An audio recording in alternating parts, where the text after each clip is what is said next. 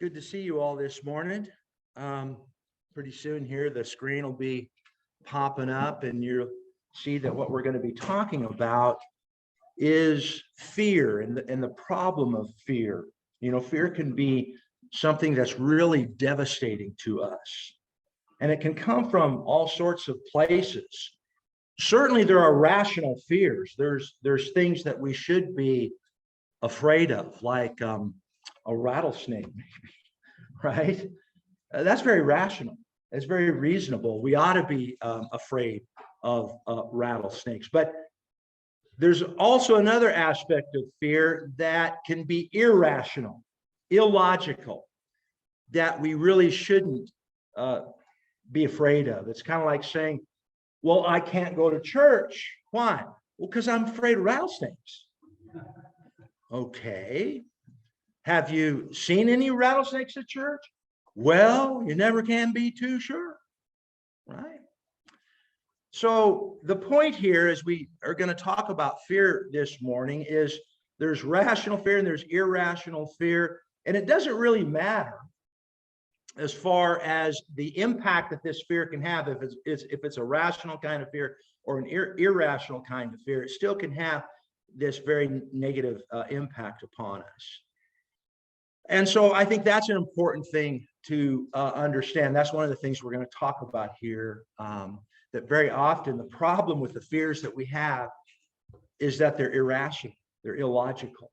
And Jesus will have some things to say about that. He'll have some ideas that he wants to share with us that I think will be very helpful in that regard. But just looking at the problem of fear overall, we can have fears about money. Do any of you ever worry about money? Okay, it's pretty common, isn't it? Or your job, the economy has changed. It might be that you're afraid you're going to lose your job. Or what about relationships? You ever worry about the relationships, your marriage or your kids or, other family members? Is my marriage about to fall apart? Or how about your health? Do you ever worry about your health? And is that a concern for you? Or how about our nation as a whole? Morals seem to be crumbling. There seems to be a growing antagonism toward Christians in general in modern culture. See, the point is, I could stand up here and I could just go on and on and on. There's lots of fear, and so that's what I want to do this morning. I want to take a look at this problem of fear, and also from the perspective of defending our faith. For the last couple of years, the first Sunday morning of every month, I preach a sermon that's really designed on, allowing us to defend our faith. Why do we believe in God? Why do we believe that the Bible is the Word of God? Why do we believe that Jesus is the Son of God? There's people out there who are kind of skeptical about all that stuff. And so for a couple of years now, the first Sunday morning, that's kind of what I talk about. I talk about, our ability to defend our faith, and especially when dealing with those who might be skeptical, but not necessarily skeptical. You're going to run into lots of people who just have legitimate questions. And it's important that we are able to talk to them about them. So this lesson, as we talk about fear this morning, is also going to be approaching it from that perspective. And the idea that I want you to leave with this morning is that here's one of the ways that we can talk about the goodness of the good news. That's another thing I've been stressing a lot in my preaching lately, that we as Christians are able to talk to others about what's so good about the good news. And I think that's very important. I think that's very important, especially in a culture that's postmodern. It's really divested itself in large measure to the idea that there is ultimate truth, that broadly speaking, in cultural terms, people are accepting the idea of truth is relative. It doesn't matter. Do your own thing. Nothing matters anymore. And so it's really hard for us in that kind of an environment to talk to people about what really is the most fundamental aspect of why I'm a Christian. And that's because I want to go to heaven when I die. Well, see, people who have no concept of a non-materialistic view of the world, and that's really what's underlying this, is that it's a purely materialistic view of the world. When you talk to them about that, it doesn't even register with them. And so being able to talk to them about some of these other aspects, while they might not be the single most important thing that we have come to understand as Christians, eternity is a rather long while. Would you agree? So where you're spending your eternity is a pretty important issue, but you're going to run into people, they're not even going to grasp that concept. So here's a way that we can still talk to them about the goodness of the good news. Here's a way that we can talk to them about, this is one of the reasons why I'm a Christian. One of the reasons why I'm a Christian is because Jesus, in giving me the gospel, has taught me that I don't need to be afraid anymore. And I think you're going to find people, and I don't care what their present condition is, as far as what their politics are, what's going on in their life right now, it doesn't matter. You're going to run into people that are scared. Okay? They're scared. You don't need to even know what they're scared about. But here's the point. You can talk to those people and say, you know that fear that you have? I used to have that fear too, but now I'm a Christian. And that's one of the reasons. You don't have to tell them it's not the main reason, but it's one of the reasons why I'm a Christian. I'm a Christian partly because the gospel teaches me, here's the good news. The good news is you don't have to be afraid anymore. You don't want to be afraid. Okay? Would you like to know more? Would you like to know how that works?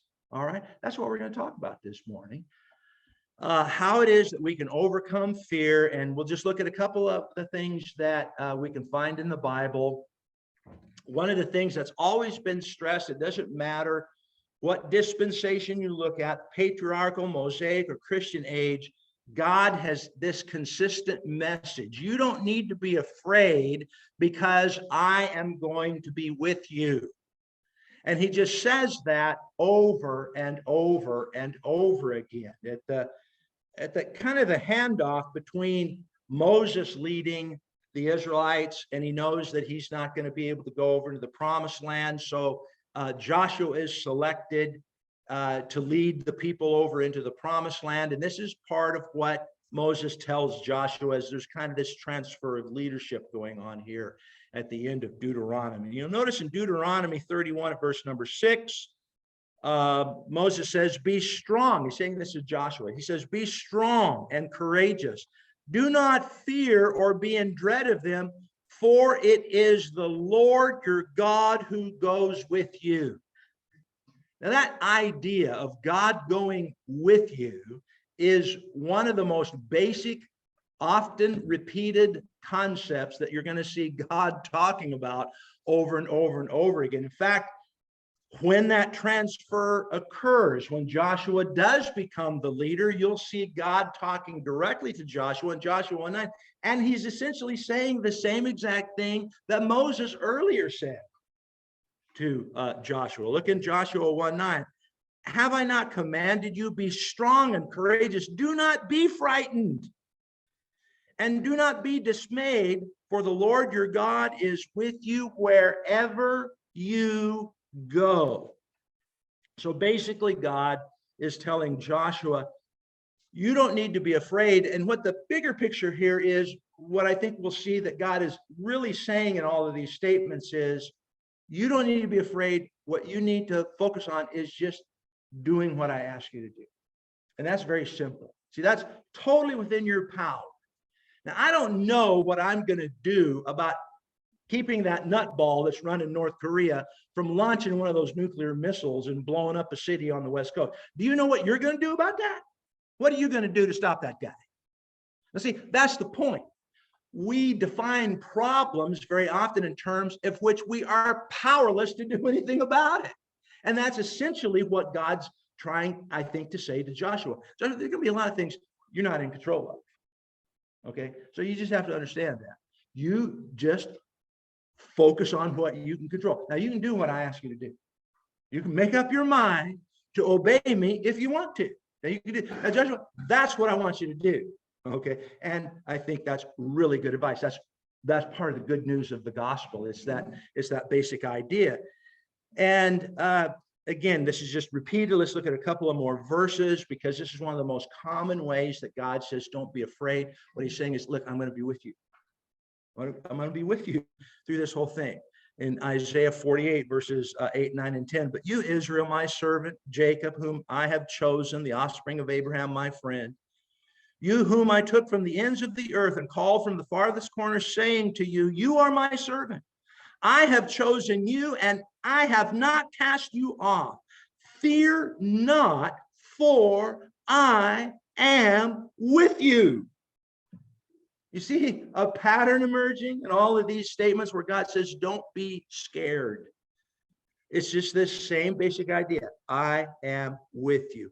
I will strengthen you. I will help you. I will uphold you with my righteous hand. And here, to me, this is the capstone of this idea. Deuteronomy, going back to Deuteronomy 3, verse 22. This is Moses speaking to all of Israel. And I'm sure Joshua was standing out there and heard this too. All right. Moses tells all of Israel, you shall not fear them, the Canaanites, who they were going to have to go in, and it's going to be a little bit of a tussle getting over there and claiming that promised land. But he says, you shall not fear them, for it is the Lord your God who fights for you. Now, that to me is the essential factor of what really is tying all of these ideas up. And you'll see this idea often repeated in elsewhere in Scripture, where what's happening is that we're landing on a spot where I realize, there's a lot of things that I can't control. They're out of my control. I'm just going to have to turn these over to God. Because there are all kinds of things that I can't control, but God can. And that's where I think when we start thinking about that, we are going, I think, to be a lot more successful in overcoming. And it made me think of what Paul famously said in 2 Corinthians, the 12th chapter. Remember when he had this thorn in the flesh, and he appeared to think that, if you just take this thorn in the flesh away, everything's going to be great. I just do so much more, And he prayed 3 times that it be removed. And what was the answer to that prayer? Nope, not going to do it. See, and that must have been very frustrating to Paul. But he learned something through that, and this is what I think is the key. It's the idea of understanding. There are all kinds of things that I'm powerless over, but there's nothing that God is not powerless over. Nothing. He has power over everything. And that's what I think God was trying to get Paul to understand. Paul, you're just going to have to land on a spot where you understand that you can't fix everything. You're not smart enough. You're not strong enough. You're not big enough. Just like what God was telling the Israelites through Moses back there in Deuteronomy 3:22. It's I'm going to fight for you. It's not you. You're not going to go out and whip the Canaanite. I'm going to use you to do that. But it's really me. And I think it's the same thing that we're seeing right here in 2 Corinthians, the 12th chapter. Let's take a real quick look at that. 2 Corinthians 12, verses 7 through 12. Unless I should be exalted above measure by the abundance of the revelations, a thorn in the flesh was given me, a messenger of Satan to buffet me, lest I should be exalted above measure. See, that's the point.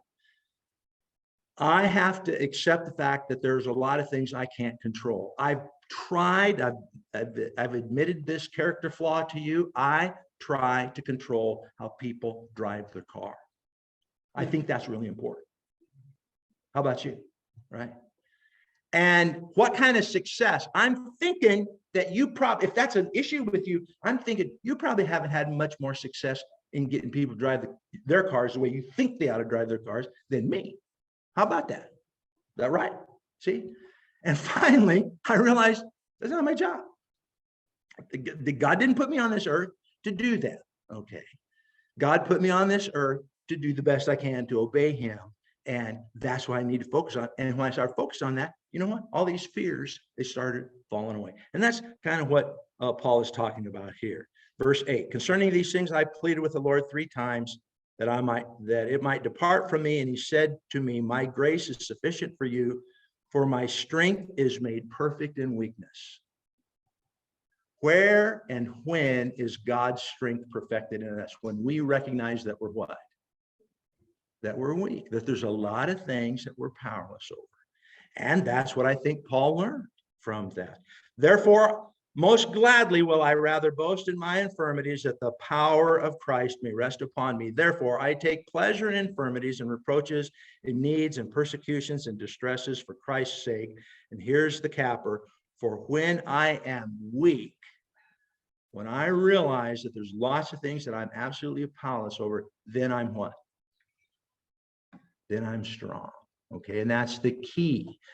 To minimize fear, we have to land on this spot. There's lots of things I can't do, but God can. And when we understand that, it really reduces fear. When I was preparing for this lesson, I saw that so many of the statements in Scripture that have to do with don't be afraid are out of the Psalms. And so I thought, as we go through each point, we'll just read a psalm that kind of expresses that point. And so here is Psalm 27, verses 1 through 5. The Lord is my light and my salvation. Whom shall I fear? The Lord is the stronghold of my life. Of whom shall I be afraid? When evildoers assail me to eat up my flesh, adversaries and foes, it is they who stumble and fall. Though an army encamp against me, my heart shall not fear. Though war rise against me, yet shall I be confident. One thing I have asked of the Lord, that I will seek after, that I may dwell in the house of the Lord all the days of my life, to gaze upon the beauty of the Lord and to inquire in his temple. See, so that's what he's doing. He's focusing on, here's what I can do. I can make up my mind that I'm going to do what God says. I want to dwell in the Lord's house forever. And that's what I can do. That's what me, little old David, can do. And he's settling upon that.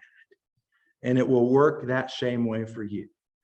And so I just think that's a beautiful idea. The next thing that we're going to take a look at, there's a lot of passages, just as there are predominantly, by far the most passages, is just God making a statement. You don't need to be afraid. You don't need to be afraid. But another thing that God does to help us alleviate fear, this is part of the goodness of the good news. This is part of why I'm a Christian, is because I can look back and I can see how God has worked in my life to deliver me from previous distresses, from previous fears. And you will see that in Psalm 107, verse number 28. Then they cried out to the Lord in their trouble, and he delivered them from their distress. He made the storm be still. The waves of the sea were hushed. I wonder what Peter was thinking of. See that? Peter was sinking. You think he was scared? Yeah, I'm sure he was. Okay, and this really applies to that situation, doesn't it? Then they were glad that the waters were quiet, and he brought them to their desired haven. Psalm 107 is really a good psalm because there's lots of different examples of different circumstances of being in fear. And one of the things that you'll see a repeating theme through this psalm is this very idea that I need to have trust that just as God has delivered me in the past from past difficulties, he's going to continue to do that. He will do this again. And that really is trust. So you can begin to understand fear as a trust issue. That's really what I need to work on. And one of the things that will help me develop this trust is the development of gratitude. We'll talk about that here in just a moment, how we need to be grateful. We need to stop and spend time thinking about the things that God has done for us in the past. I've shared this story with you on many occasions, and I've also admitted that that's part of the problem of getting old, because I'm running out of stories to tell you. So I just repeat the stories. But when I was a little kid, I was probably 10 or 11 years old. And for some reason, my mom didn't understand that Saturday mornings were made by God so that I could watch cartoons. That's the point of Saturday mornings. Well, my mom took issue with that. She thought I need to go out and mow the lawn. And so I said, okay, just as soon as this cartoon's over, I'll go in. And she accepted that. Okay. Well, guess what? One cartoon leads to another, right? So I'm sitting there 30 minutes later, still haven't mowed the lawn. She comes over and turns the TV off. When are you going to go to mow? I told you, just let me finish this. You turn it right off in the middle of the cartoon. You get out there and you mow that lawn right now. And I can remember, oh man, this is so unfair. You know what? The lawn will get mowed. What's the problem? Well, that didn't work. So my mom takes me up to my room, sets me down at my desk. She puts a pencil and a piece of paper in front of me, and she tells me this. This is what she said to me. I want you to write out all the things you have to be grateful for in your life. All right, you give me that pencil. And I started writing them out. The first thing on the list was, I am grateful that I have a mother like Adolf Hitler. Yes, I wrote that on a piece of paper. I am thankful that I have a mother like Adolf Hitler. Number two, I am thankful that I have a mother that lays awake at night thinking of dumb things for me to do. That was number two on the list. All right. Now, I kind of started running out of things. And I remember sitting there thinking, and what started happening is I'm looking at this list and I start to calm down and I start to think about this. And I realize this is stupid. What I've written is stupid. I don't have a mom like Adolf Hitler. I got a mom that loves me and takes care of me and works hard to take care of me. And she doesn't lay awake at night. When she comes home, she's too tired to lay awake at night. And pretty soon, guess what? I'm so thankful that I've got a good mom. And God, thank you for letting me be born into this family. It just totally inverted how I looked at things. Gratitude, I'm telling you, gratitude is really powerful stuff. And it can help us overcome fear. You can look at these are really statements of gratitude. These are statements of trust. These are ways of looking back at the past and realizing what God has done for them in the past. And then that gives them confidence in the present and also in the future. Lamentations 3:57, you came near when I called on you. See, that's a past event. When I called on you, the writer, the author, this is Jeremiah, the Lamentations of Jeremiah. What did he say? When I called on you, who showed up? You did. God did. Okay. But whoever trusts in the Lord is safe. See, it is a trust issue. Jeremiah understood that. Look in Proverbs 29:25. The fear of man lays a snare, but whoever trusts in the Lord is safe. That's something that I think the writer here, probably Solomon, has learned from experience, learned from past events. In Mark 5:36, this poor man whose daughter is close to death, and he comes and he just asks Jesus, if you just come and heal my daughter. And almost before he can get the words out, people come and say, don't worry, don't bother, your daughter's dead. Your daughter's dead.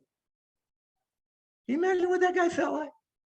And this is what Jesus says back to him. But overhearing what they said, Jesus said to the ruler of the synagogue, do not fear, only believe. Okay, trust me. That's what Jesus is saying. Trust me. I can take care of this. I can do what you can't, you see. And so this, I think, is really, really important that we understand this, and we think that it's important, and we put effort into it. We take time out. My mom made me sit down at my desk and get a piece of paper and actually start writing things. you don't have to do that, but it can be a helpful exercise where you actually write down things like that little, 10, 11, 12-year-old boy did, where he started writing out things that he was grateful for. And it really helped turn him around. It'll help turn you around too. Express gratitude towards God. Listen to this, Psalm 9. I will give thanks to the Lord with my whole heart. I will recount all of your wonderful deeds. Well, how are you going to recount his wonderful deeds if you don't know about it? If you don't take time to study? Put time in the book, see? I will be glad and exult in you. I will sing praise to your name, O Most High. Tonight, we're going to come back tonight singing night. Our singing was pretty good this morning, wasn't it? You hear that? It was good. We'll all be back tonight, and it'll be just as wonderful, just as encouraging, just as uplifting, an expression of gratitude. When my enemies turn back, they stumble and perish before your presence. For you have maintained my just cause. You have sat me on. See, that's all stuff he's done in the past. And he's recognizing that. For you have maintained my just cause. You have sat me on the throne, giving righteous judgment. So put the effort into study and make sure that you express your gratitude toward God, that you think about that and give that some thought. The last one we'll look at here is more of a logic. We talked about that in the introduction, that there's rational fear, then there's irrational fear. And that's the way it is a lot of times, that, fear doesn't really accomplish a whole lot.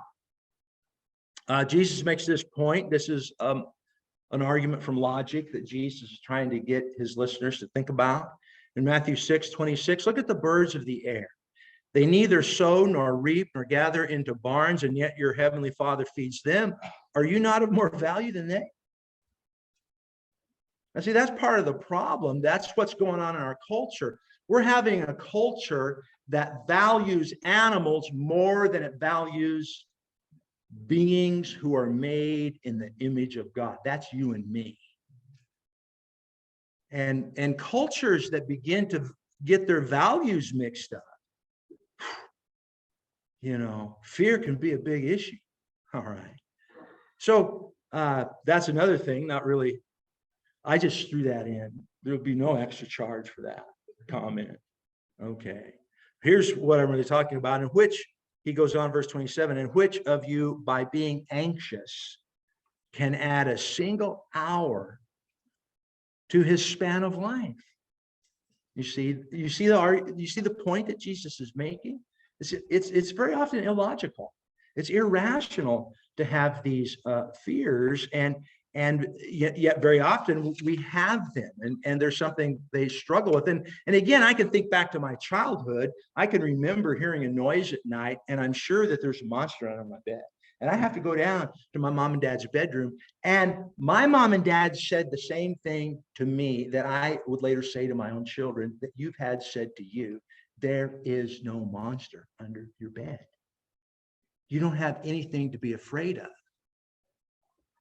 But I kind of thought I did, right?